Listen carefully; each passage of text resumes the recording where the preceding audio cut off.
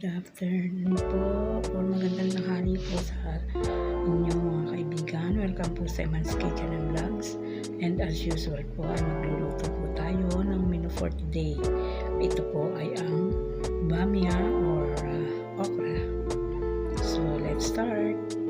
Po ang ating mga ingredients. Simple lang po.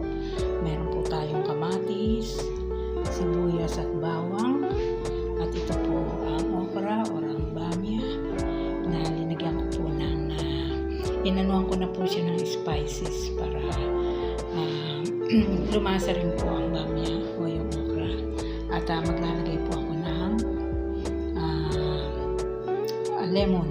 Ayan po. Ayan po ang ating mga ingredients.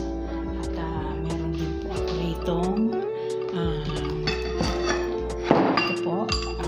aking sauce, tomato sauce. Linagyan ko na po siya ng water.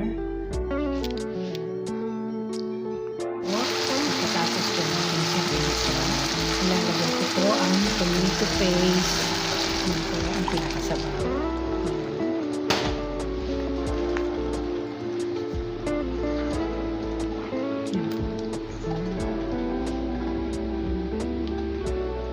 So, tatakpan po natin siya.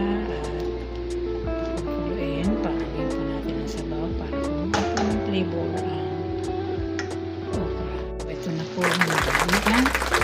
Tapos na po ang ating bamia or okra. Yan po. Okay. And tingnan po